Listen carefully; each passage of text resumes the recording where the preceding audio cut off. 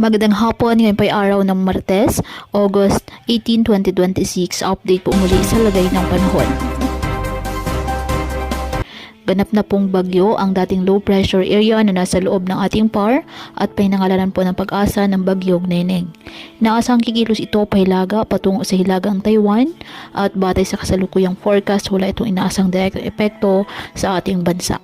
Nanatiling mataas ang posibilidad na maging ganap na bagyo ang LPA 95W sa loob ng susunod na 24 oras.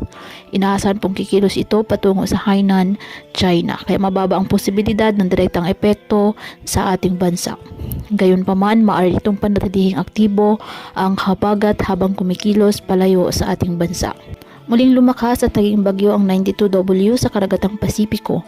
Batay po sa kasalukuyang forecast, inaasahang kikilos ito pahilagang kanluran sa mga susunod na araw at may posibilidad na lumapit o pumasok sa PAR sa susunod na linggo.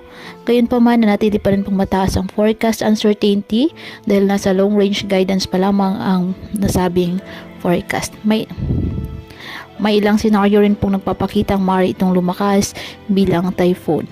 Habang papalayo po ang karamihan sa mga weather system, inaasahang unti-unting hihina ang habagat hanggang Huwebes. Gayunpaman, mananatili pa rin ang mga mahihina hanggang paminsan-minsang malalakas na mga pag-ulan, lalo na po sa kanlurang bahagi ng Luzon at Visayas. Stay safe and God bless.